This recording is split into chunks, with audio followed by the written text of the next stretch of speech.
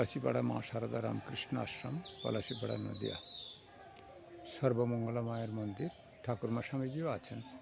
জয় রামকৃষ্ণ।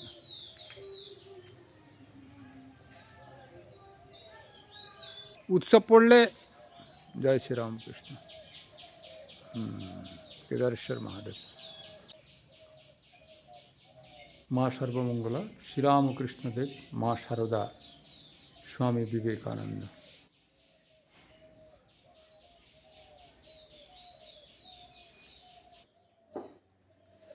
তব কথামৃতম তপ্ত জীবনম কবিভিড়িতম কলমশাপহম শ্রবণমঙ্গলম শ্রীমদাততম ভুবি গৃণন্তি যে ভুরিদা জনাঃ।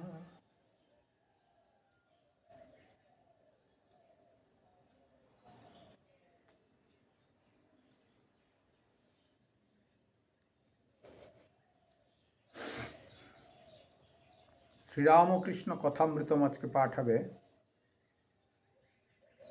পর্ব পাঠ এবং আলোচনা, পর্ব 72। আমাদের এমনি অরিজিনাল কথামৃতের দ্বিতীয় খণ্ড শেষ প্রায় হতে চলেছে। দ্বিতীয় খণ্ড পাঠ শুরু করেছিলাম। প্রথম পর্ব আমার এই চ্যানেলের প্রথম পর্ব দ্বিতীয় খণ্ড থেকেই শুরু হয়েছে। তা 72 পর্ব চলছে। আজকে দ্বাদশ পরিচ্ছেদ, 764 পৃষ্ঠার লাস্ট থেকে শুরু। তা দ্বাদশ পরিচ্ছেদ, শুধু পণ্ডিত, পাণ্ডিত্য মিথ্যা, সাধনা ও বিবেক বৈরাগ্য, এটির থেকে আজকে হবে। আপনারা নিশ্চিত কুশলে আছেন। সবাই শ্রীরামকৃষ্ণ কথামৃত অবশ্যই শ্রবণ করবেন। সমাধির কথা বলিতে বলিতে ঠাকুরের ভাবান্তর হইল। তাহার চন্দ্রমুখ হইতে স্বর্গীয় জ্যোতি বহির্গত হইতেছে, আর বাহ্যজ্ঞান নাই, মুখে একটি কথা নাই, নেত্র স্থির হইয়াছে। নিশ্চয়ই জগতের নাথকে দর্শন করিতেছেন। অনেকক্ষণ পরে প্রকৃতিস্থ হইয়া বালকের ন্যায় বলিতেছেন, আমি জল খাব। সমাধির পর যখন জল খাইতে চাইতেন, তখন ভক্তেরা জানিতে পারিতেন যে এবার উনি ক্রমশ বাহ্যজ্ঞান লাভ করিবেন। ঠাকুর ভাবে বলিতে লাগিলেন, মা, সেদিন ঈশ্বর বিদ্যাসাগরকে দেখালি। তারপর আমি আবার বলেছিলাম, মা, আমি আরেকজন পণ্ডিতকে দেখব, তাই তুই আমায় এখানে এনেছিস। পরে শশধরের দিকে তাকাইয়া বলিলেন, বাবা, আর একটু বল বাড়াও, আর কিছুদিন সাধন ভজন করো। গাছে না উঠতেই এক কাঁধি, তবে তুমি লোকের ভালোর জন্য এসব করছো। এই বলিয়া ঠাকুর শশধরকে মাথা নোয়াইয়া নমস্কার করিতেছেন। আরও বলিতেছেন, যখন প্রথমে তোমার কথা শুনলুম, জিজ্ঞাসা করলুম যে এই পণ্ডিত কি শুধু পণ্ডিত, না বিবেক বৈরাগ্য আছে? আদেশ না পেলে আচার্য হওয়া যায় না। মশা। যে পণ্ডিতের বিবেক নাই, সে পণ্ডিতই নয়। যদি আদেশ হয়ে থাকে, তাহলে লোকশিক্ষার দোষ নাই, লোকশিক্ষায় দোষ নাই। আদেশ পেয়ে যদি কেউ লোকশিক্ষা দেয় তাকে কেউ হারাতে পারে না। বাগবাদিনীর কাছ থেকে যদি একটি কিরণ আসে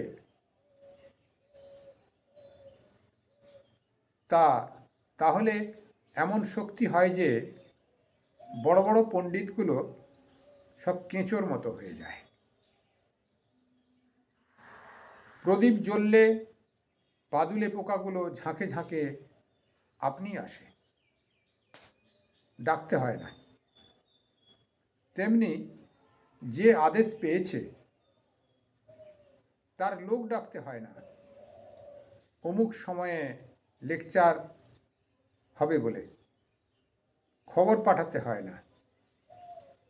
তার নিজের এমনই টান যে লোক তার কাছে অমনি আসে।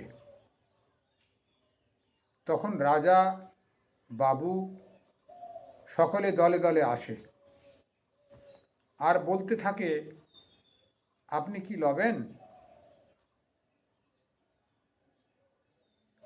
আম, সন্দেশ, টাকা কড়ি, শাল এইসব এনেছি, আপনি কি লবেন? আমি যে সকল লোককে বলি, আমি সে সকল লোককে বলি, দূর কর, আমার ওসব ভালো লাগে না, আমি কিছু চাই না।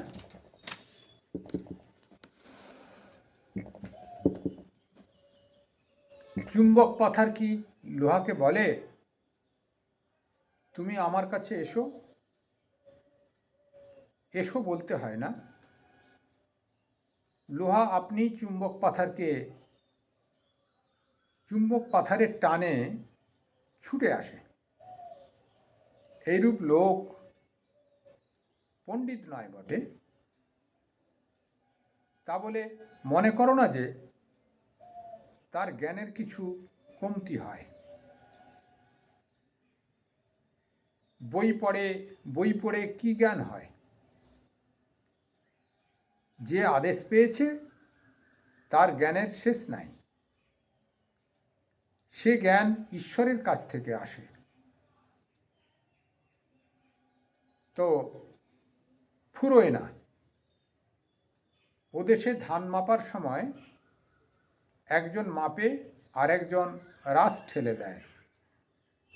তেমনি যে আদেশ পায় সে যত লোকশিক্ষা দিতে থাকে, মা তার পেছন থেকে জ্ঞানের রাশ ঠেলে ঠেলে দেয়। সে জ্ঞান আর ফুরোয় না। মার যদি একবার কটাক্ষ হয় তাহলে কি আর জ্ঞানের অভাব থাকে? তাই জিজ্ঞাসা করছি, কোনো আদেশ পেয়েছেন কিনা? হাজরা: হ্যাঁ, অবশ্যই আদেশ পেয়েছেন। কেমন মহাশয়? পণ্ডিত: না, আদেশ তা এমন কিছু পাই নাই। গৃহস্বামী: আদেশ পান নাই বটে, কর্তব্যবোধে লেকচার দিচ্ছেন। শ্রীরামকৃষ্ণ: যে আদেশ পায় নাই তার লেকচারে কি হবে? একজন ব্রাহ্ম লেকচার দিতে দিতে বলছিল, ভাইরে, আমি কত মদ খেতুম, হেন করতাম তেন করতাম। এই কথা শুনে লোকগুলো বলা বলি করতে লাগলো, শালা বলে কিরে, মদ খেত। এই কথা বলাতে উল্টো উৎপত্তি হলো। তাই ভালো লোক না হলে লেকচারে কোনো উপকার হয় না। বরিশালে বাড়ি একজন সদরওয়ালা বলেছিল, মহাশয়, আপনি প্রচার করতে আরম্ভ করুন, তাহলে আমিও কোমর বাঁধি। আমি বললাম, ওগো, একটা গল্প শোনো। ওদেশে হালদার পুকুর বলে একটি পুকুর আছে। যত লোক তার পাড়ে বাজ্যে করত।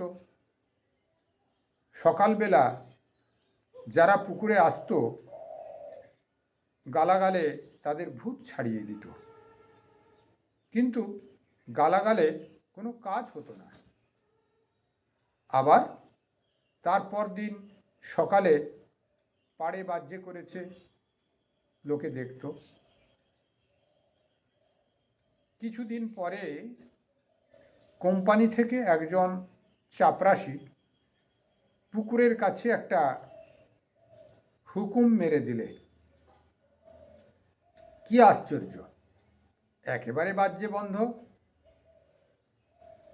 একেবারে বাজ্যে করা বন্ধ হয়ে গেল, কেউ আর বাজ্যে করে না। তাই বলছি, হেজিপেছি লোক লেকচার দিলে কিছু কাজ হয় না। চাপরাশ থাকলে তবে লোকে মানবে। ঈশ্বরের আদেশ না থাকলে লোকশিক্ষা হয় না। যে লোকশিক্ষা দেবে তার খুব শক্তি চাই।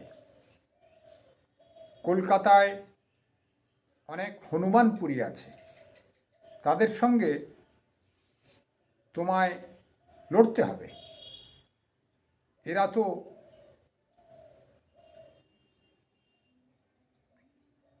কোথায় গেল গো? হ্যাঁ, কলকাতায় অনেক হনুমানপুরী আছে, তাদের সঙ্গে তোমায় লড়তে হবে।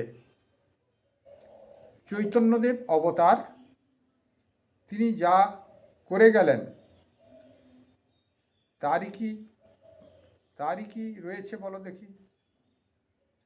আর যে আদেশ পায় নাই তার লেকচারে কি উপকার হবে?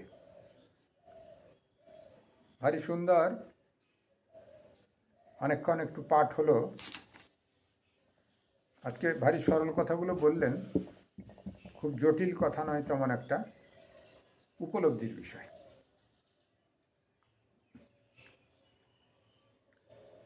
তো ঠাকুর এক পণ্ডিতের ঘরে, শশধর পণ্ডিতের ঘরে গেছেন। শশধর পণ্ডিতের কথা এর আগেও একটু আলোচনা হয়েছিল অল্প স্বল্প।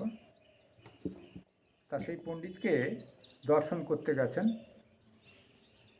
তা তিনি প্রথমে গিয়েই ভাবস্থ হয়ে গেছেন, সমাধি মার্গে চলে গেছিলেন।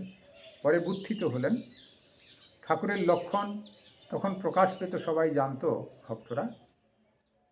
আমি জল খাবো এইটুকু কথা বললে সবাই জানতো যে ঠাকুর সমাধি পথ থেকে নিচে নামলেন। জল আনার প্রয়োজন নাই, কিন্তু সেটি তার সিমটম।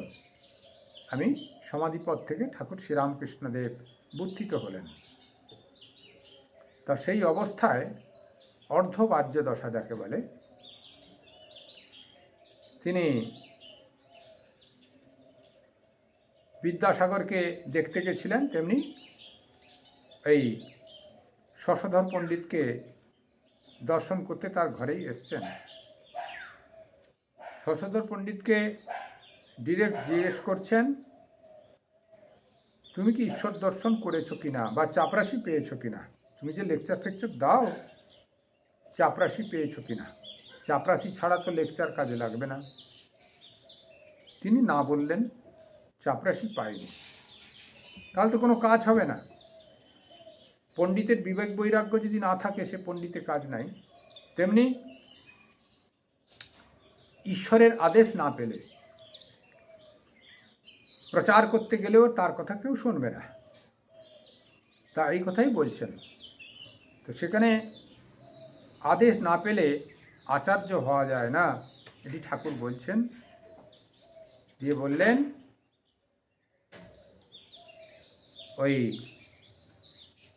কতগুলো দৃষ্টান্ত দিলেন। চুম্বক ওই লোহাকে খুঁজে খুঁজে আকর্ষণ করতে বলতে হয় না যে আমাকে আকর্ষণ করো, আমি এখানে বসে আছি, আমার কাছে দৌড়ে দৌড়ে এসো, আমাকে আকর্ষণ করো। তা এরকম বলতে হয় না। চুম্বক পাথার যেখানে থাকবে,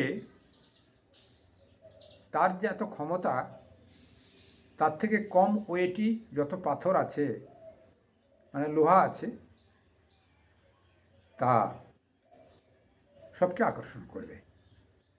সেই জন্য যিনি ঈশ্বরের শক্তি পেয়েছেন, ঈশ্বরের নির্দেশ পেয়েছেন,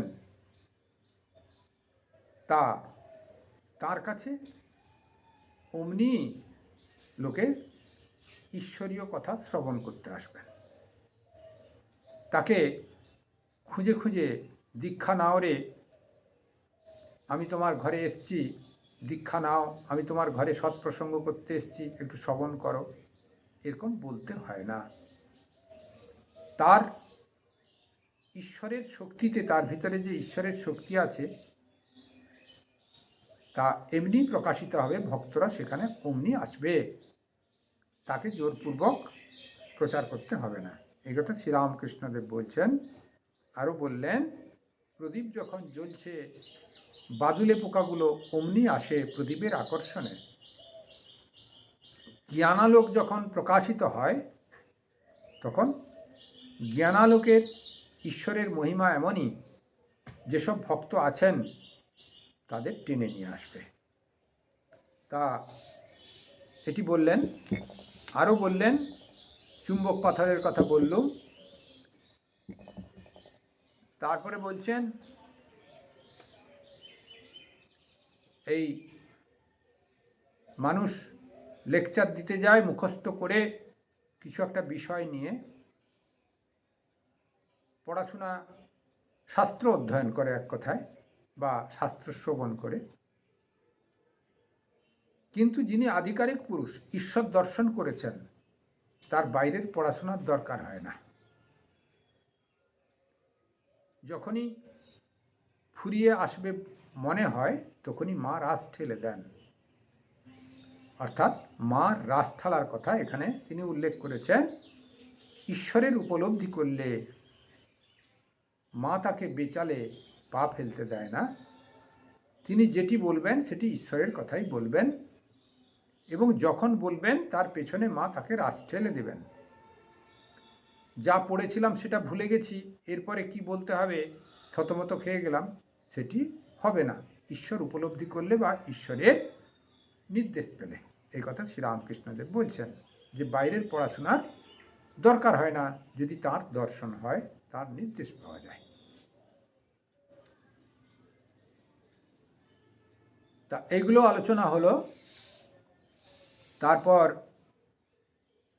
বলছেন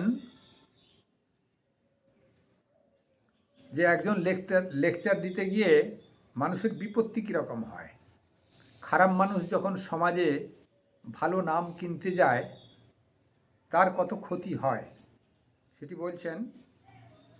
যে একজন লেকচার দিতে গিয়ে বললুম, আমি মদ খেতুম আগে, হেন হেন করতুম, কিন্তু এখন তো আমি ভালো হয়ে গেছি, তোমাদের লেকচার দিচ্ছি।